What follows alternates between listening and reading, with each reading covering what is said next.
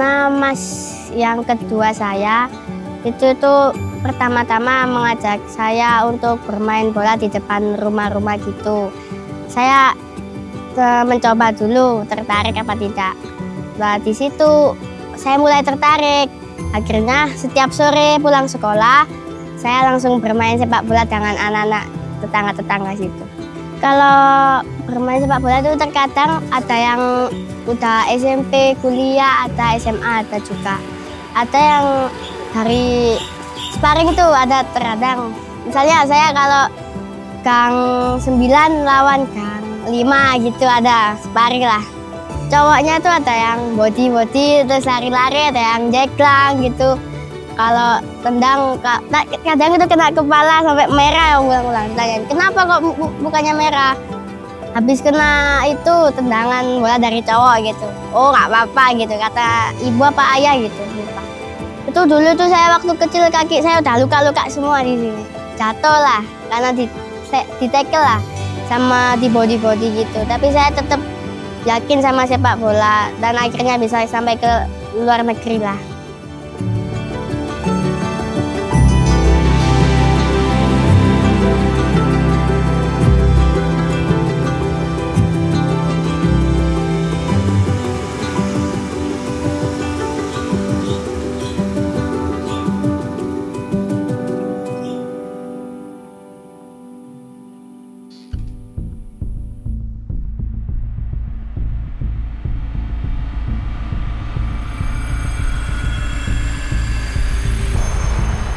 Locita ini kan anak paling kecil ya, kalau orang Jawa ngomong ragil ya. Dari 3 bersaudara dia paling cewek.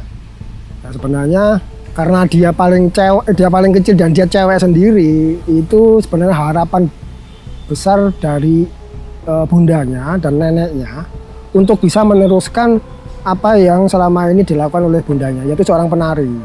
Umur 2-3 tahun itu Locita masih belajar menari. Bahkan pernah pentas juga. Seiring waktu ya sekitar umur 3,5 atau 3 itu dia diajak kakaknya yang nomor 2 yang sekarang juga atlet sepak bola itu main bola di kampung, main di gang-gang itu kan, main di gang, terus sama anak laki-laki semua, dia perempuan sendiri, kecil sendiri, sama kakaknya diajak main seperti di situ. Bahkan kadang-kadang kalau saya habis pulang kerja, umpamanya cerita, ya tadi aku main di RT sebelah atau di gang sebelah sana main sama laki-laki, aku bisa ngegulkan bukan berapa, 2 atau 3. Saya anggap ini anak kecil ya, cerita anak kecil biasa ya. Terus suatu saat ketika mereka itu main di depan rumah, di gang depan rumah, saya lihat ternyata anakku bener. Dia sekitar umur 3,5 atau 4 tahun dia sudah bisa menendang bola dengan keras dan bisa mengimbangi anak laki-laki yang umurnya di seusia kakaknya. Baru ketika sekitar umur 6 tahun, anaknya ternyata serius. Kemudian sama bundanya disuruh nari sudah nggak mau lagi. Kita nggak mempersoalkan ini anak perempuan laki-laki mau jadi apa, kita nggak mempersoalkan. Ibaratnya kasarnya loh, yang kakaknya itu mau jadi penari, ya kita nggak masalah. Silakan, asalkan benar-benar itu tanggung jawabnya, serius di situ, nggak masalah. Dukungan itu kalau bagi kita ada 3 sebenarnya. Pertama itu adalah dukungan waktu. Kemudian kedua itu adalah finansial, ketiga adalah support psikologi.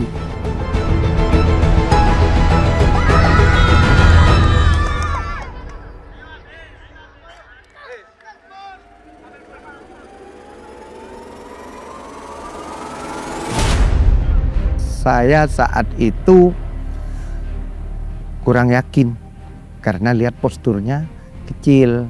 Nah, kadang-kadang kita itu dibohongi dengan masalah postur.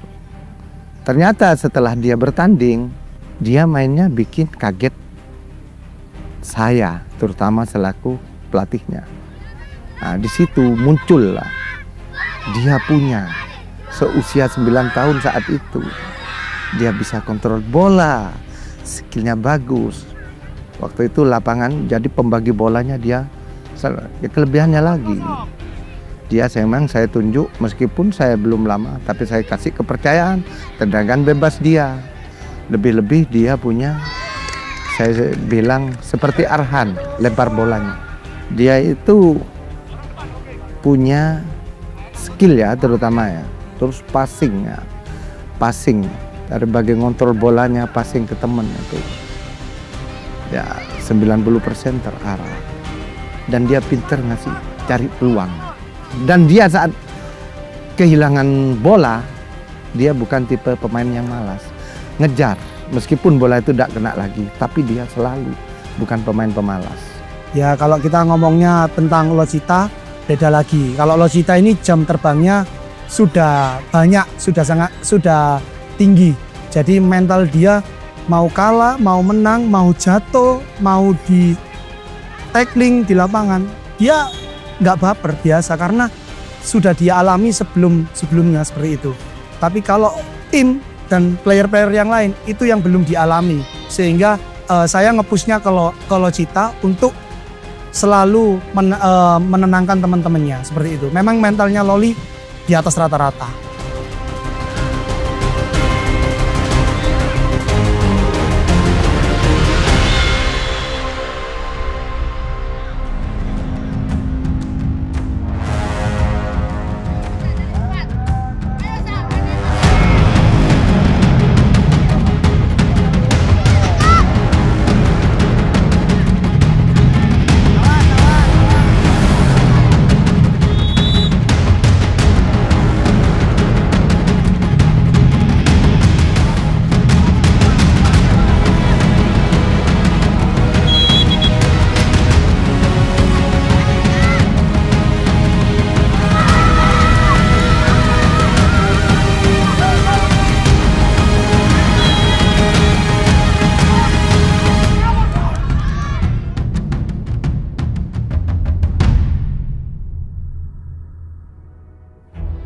Memang ini pelajaran berharga bagi saya sendiri dan tim saya maupun pemain, karena anak-anak selama ikut pertandingan belum pernah yang merasakan kalah, hanya hari ini merasakan kalah.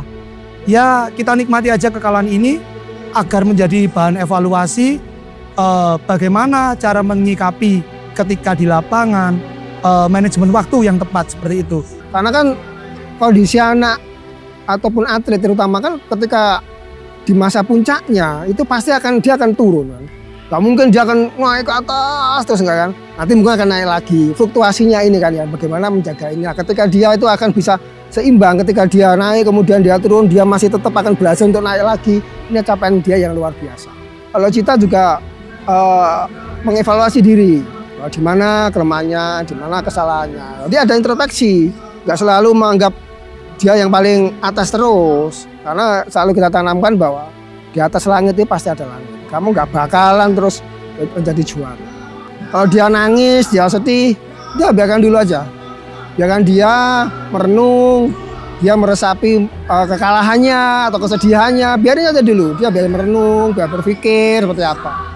Kemudian ya setelah sekitar setengah jam, dia agak tenang, baru kita ajak bercanda. Loli kan senengannya kan mancing, ayo mancing yuk, tadi seperti itu, ayo langsung gitu, langsung dia gembira lagi. Ini seberapa, jangan cepat puas, jangan sombong, jangan tetap rendah hati, ingat pesannya, jangan adigang, adigung, adigunung, jangan sombong, jangan sewenang-wenang, dan juga jangan merasa paling hebat sendiri, karena di atas langit masih ada langit. Selalu pakai ilmu padi yang selalu semakin bersih sampai merunduk. Tetap rendah hati, itu adalah nomor 1.